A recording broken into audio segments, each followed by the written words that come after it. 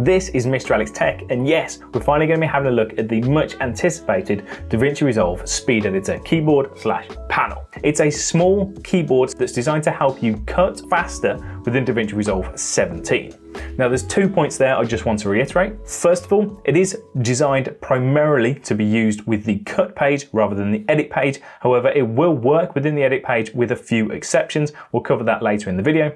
And it is designed exclusively for Davinci Resolve 17 and not Davinci Resolve 60. Now the Speed Editor itself costs £282 in the UK and $295 in the US. However, there's currently an introductory offer on, which means that if you buy a Davinci Resolve Studio license, you get the Davinci Resolve Speed Editor for free. Now the license is exactly the same cost. So you can buy a Davinci Resolve Studio license and you get the Davinci Resolve Speed Editor thrown in.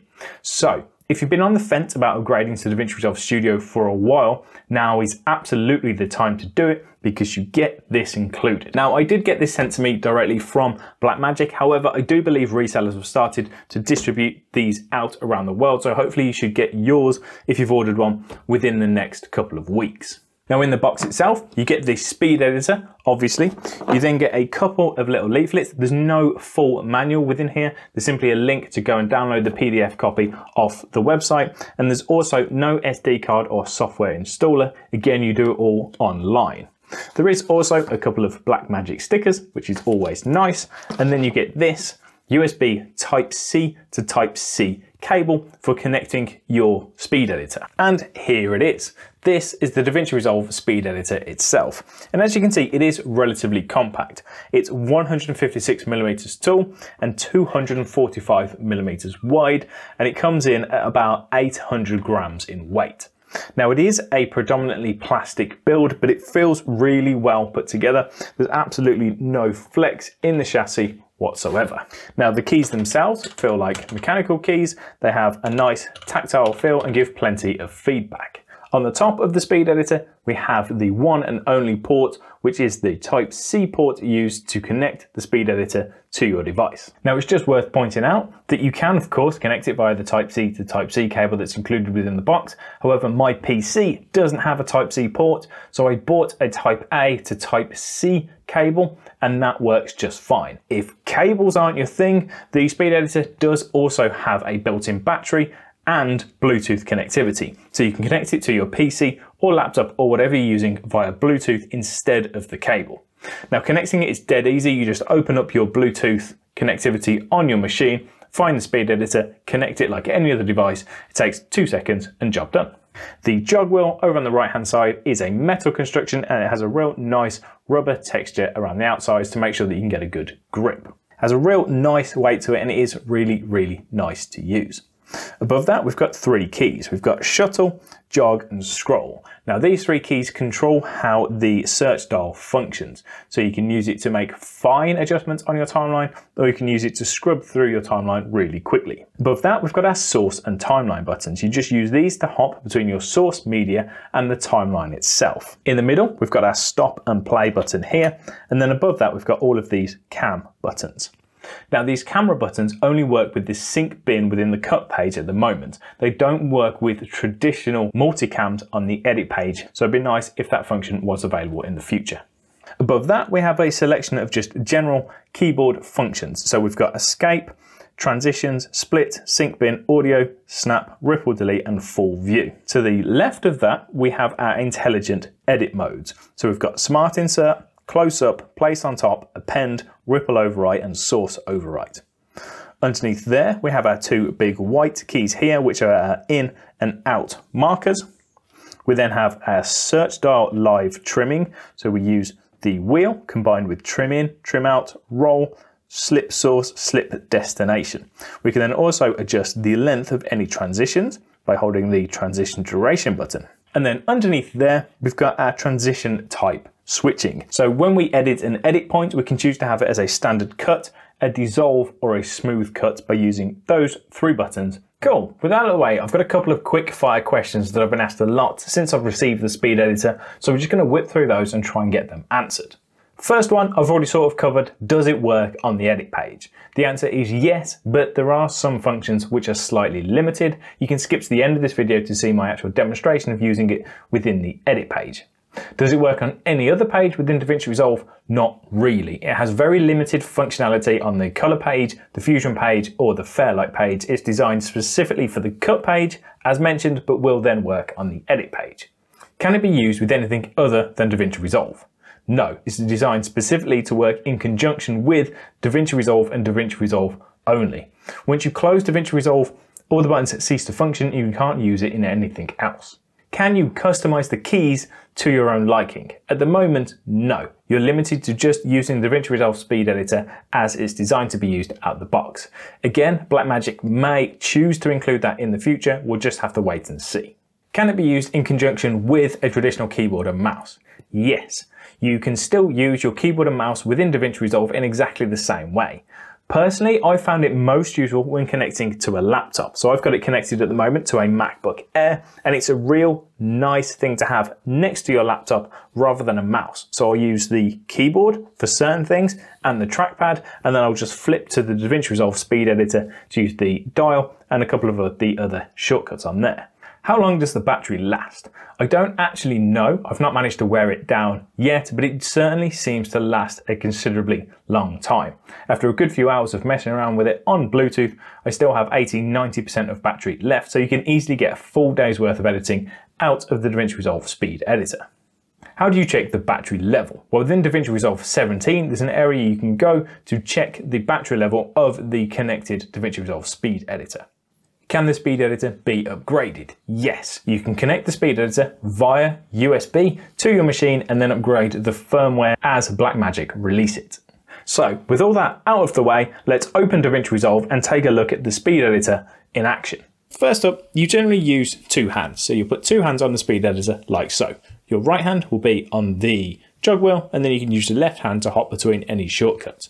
Of course, you can still have your hand on the keyboard or mouse and do just the shortcuts with your left hand, however works for you. So the first thing, we've got this timeline and source buttons up here. So if we hit timeline, it'll just make sure that we're on our timeline. If we hit source, this will open up our source tape. Now, as you can see, it's opened all of our footage onto one source tape. Now that includes the two separate bins which I've got set up.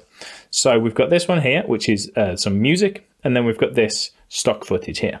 If we just want the source tape to be for this general footage, we can just double click on the date to open up the source tape just for this bin.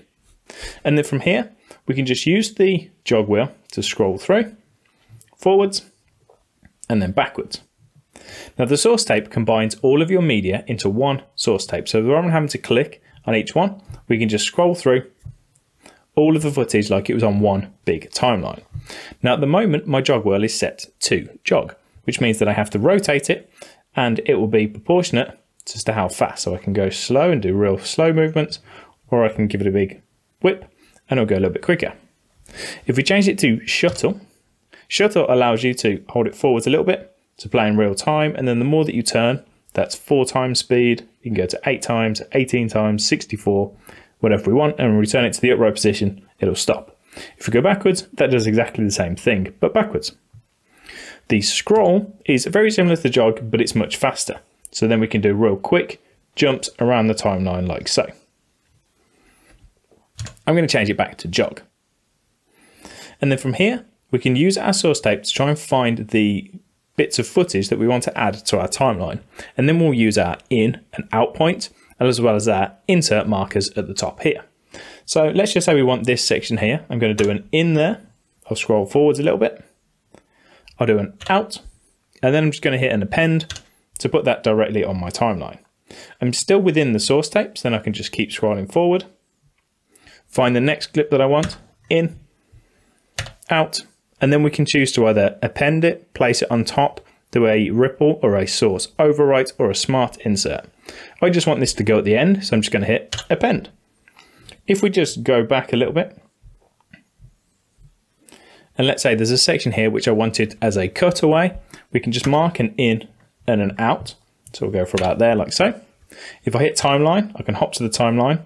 I'll put my playhead where I want the cutaway to be. So let's just go about here.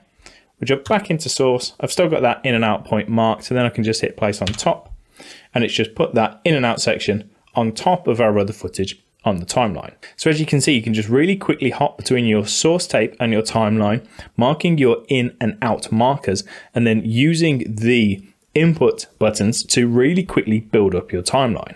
So let's just check a few more sections here. I'm going to jump onto my timeline, put my playhead at the end, we'll go back to source, we'll select this section here and we'll do an in and an out there, and we're just going to append that to the end.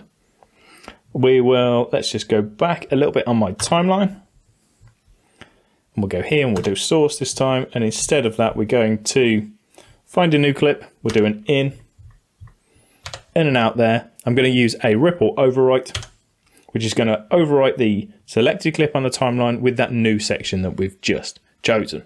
So as you can see, you can build up your timeline really quickly using the source tape, the in and out, and then your insert buttons. So let's hop onto the timeline itself, and then we can use our jog wheel to jog around our timeline like so. Now, if you look on the timeline, there's some small white markers.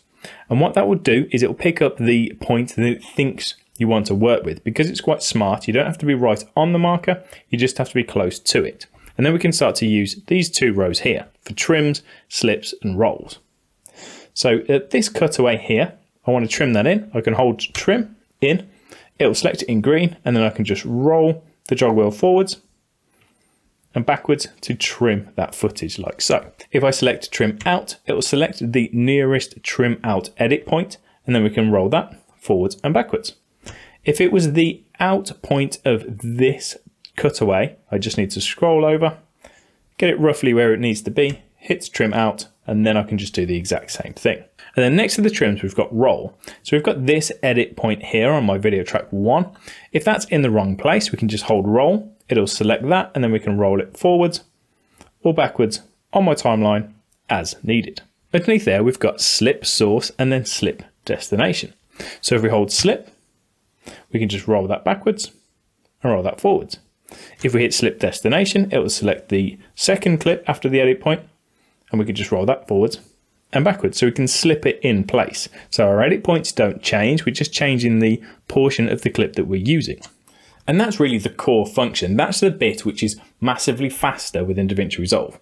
Rather than to hop into your media pool, selecting your footage, choosing in and out, dropping it on your timeline, you can do everything with the speed editor. You use your source tape to really quickly add all the bits that you want onto your timeline, and then you amend all of your edit points, your cutaways, all that sort of stuff, just using your trims, your slips, and your rolls. We've also got this close-up button here in the top left. So if I just put my playhead on my timeline and hit close-up, it'll do a quick cutaway that's zoomed in.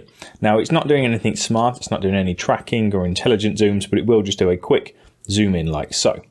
If we hold the close-up button, this can adjust the Y position. So I'll hold that down and then use the jog wheel, and I can change the Y position of this clip, so I can move it up and down. As far as I can see, there isn't a way to adjust the X axis, so you can only move it up and down and not left to right. Now over here, at this point on the timeline, you can see that we've got 4 clips stacked on top of each other, and the top 3 are in exactly the same position. So if I was to try and trim, what it'd do is select all of them in one go, so I can trim that in and out as one piece. But what if we just wanted to trim one of the clips? Well, we can use the camera buttons, so 1, 2, 3, and in my case 4. So if I hit camera 2, it'll select track number 2. We can see the little green highlight there, and then I can trim that one in and out. If I hit 3, it'll select track 3, and then 4 to select track 4. That is limited to the cut page. That doesn't do the same thing on the edit page. Next up, let's move into this middle section. We're going to come back to the source bin in a moment. Underneath here, you've got stop and play, which of course just gives you the ability to stop and play your footage. And then of course you can still use the jog wheel to go forwards or backwards. And then at the top here, you've got some really useful shortcuts. So the first one I'm going to look at is this split. So we can just put the playhead wherever we want. We can hit split, and we can just create an edit point like so. We can then move our playhead over any of the sections that we want to delete, and then we have a ripple delete button. So if we hit that, it'll just delete that section from our timeline and move everything to fill in the gap. Up here, we've got an escape. However, if we double tap that, we have an undo. So of course, I've just done a ripple delete. If I double tap that, we can just undo that ripple delete to get that clip back. We have full view. So if I hit that, we can just go into full screen. We then have transitions and titles. So again, I don't need to put my playhead directly over the edit point. It'll be smart enough to pick it up with that white marker. If I then hold this button down, it'll bring up all of the different transitions available to me. We can then just choose one. Let's go with the blur dissolve and release, and it will add that blur dissolve to the edit point like so. If we get our playhead, again, roughly over it, down here, there's this transitions duration. If we hold that, we can then adjust the length of that transition as we need to. Again, if that was incorrect, we didn't want that, we can just double tap undo and undo again to get rid of it. We've then got a snap button, which enables snapping by turning it on and off. And then if we double tap and hold the snap on the second tap, we can then use the jog wheel to increase and decrease our preview window size like so. Now the split key also doubles as a move key. So if we hold that down, the footage on our timeline goes red, then we can just use the jog wheel to move that to different edit points. But it does just hop between the edit points themselves, so it's really useful just for reordering your footage.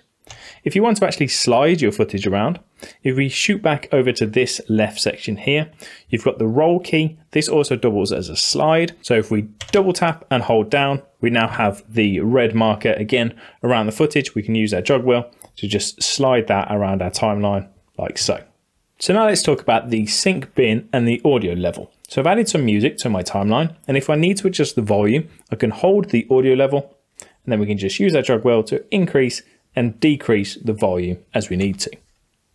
Now if we hit sync bin, we can jump straight into the sync bin. So I've already synced this footage up with the music track. So we've got two different angles, and then we can just use the camera buttons down here. So at any point I can just hit camera 1. This is my camera 1 point. I can then amend the in and out. So I can choose the in and out point for camera 1, and then I can choose source overwrite or ripple overwrite. So I'm going to hit source overwrite, and now add that section to my timeline. We can then scroll through to the next section wherever we want. And then if we were to hit camera 2, it will select camera 2. We can use our in and out from there as well. And then alternatively, rather than clicking on the cameras, marking in and out points and then inserting it, we can actually just hold the camera 2 button to select our camera 2 angle, and then use our jog wheel to play through, and it will just lay down the camera 2 track like so. If we want to jump back to camera 1, we'll click and hold camera 1 and do the same thing. Now what's really nice about this is if we go to full view, we can actually view all the different angles within the sync bin in full screen and just edit the multicam sync bin footage as we go. So I can hold camera 1, we can roll through, we can see the footage. We'll then hit camera 2 and we'll keep going, and you can really quickly build up this timeline like so. Of course, you've got options here to select between video only and audio only if you need to. And then lastly, you've got live overwrite. And that pretty much sums up the basic functionality of the Speed Editor within the Cut tab. So how much of that does actually transfer over to the Edit tab? Let's jump into the Edit tab and take a look. First of all, let's talk about the jog wheel. The jog wheel works in fundamentally the same way here as it does on the Cut page. So I'm currently set to jog. I can just move around my timeline like so. I've got access to shuttle and scroll to move around the timeline quicker if I need to. And then we've got the source and timeline buttons. Now these do work, but they're just not as useful as they are within the Cut page, and that's predominantly because we don't have access to the source tape.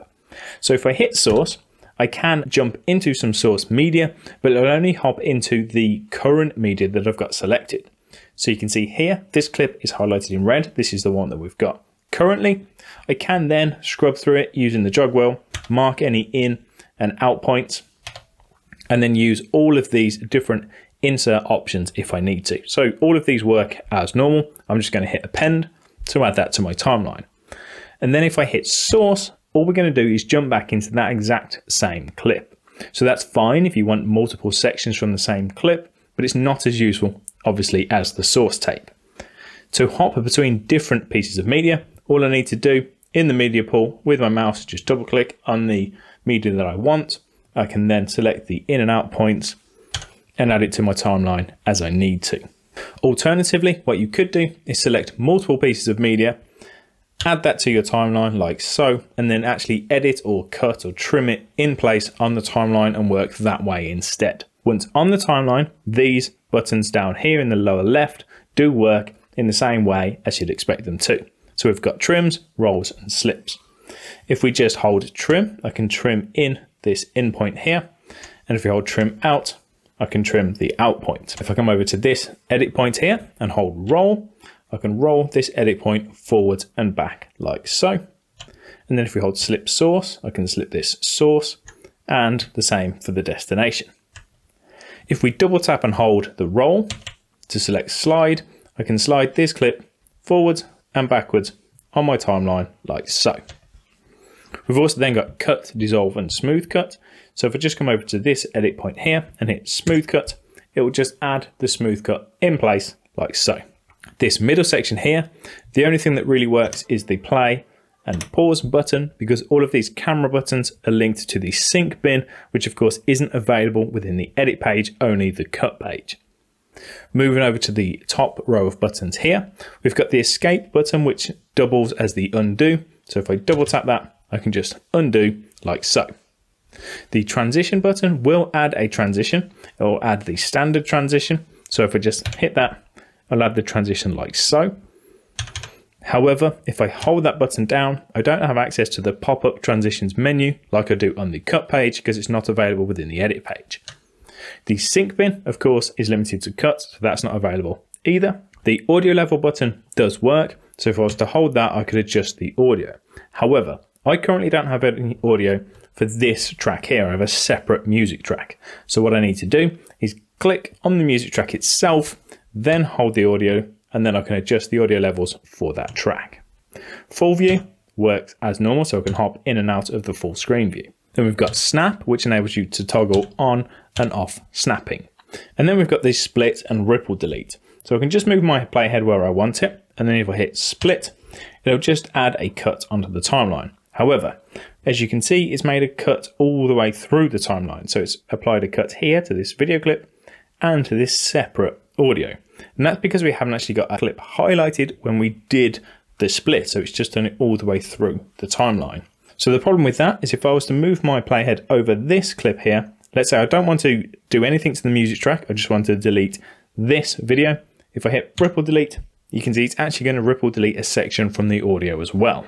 So to get around that, what you can do, go to timeline and make sure that selection follows playhead is enabled. And what that means is wherever your playhead is, it'll automatically make a selection as well. So now you can see that the clip is actually highlighted in red, whereas it wasn't before.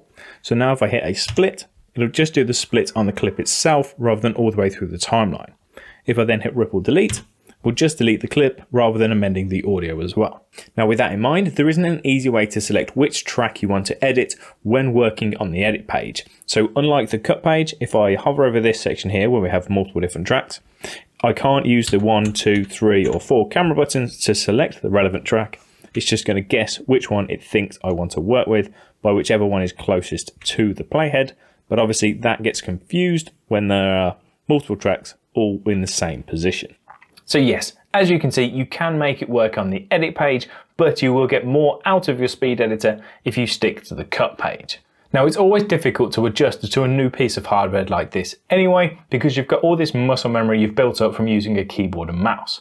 If you then get used to your speed editor on the edit page, it's going to be even more difficult to try and transition over to the cut page. So my personal recommendation, if you've ordered a speed editor, when it arrives, just give the cut page a go. Use your speed editor in the cut page exclusively, at least initially, even if it's only for a short period, and see if you like it and see if you can feel the benefit. If you don't enjoy the cut page with the speed editor, then fair enough, hop over to the edit page. But if you want to make the most of your new purchase, I do recommend that you start off trying it in the cut page. Now that pretty much covers everything I wanted to cover in this video. Hopefully you found it useful. If you've got any other queries or questions about the speed editor, any things that you'd like me to cover, please do let me know down in the comment section below.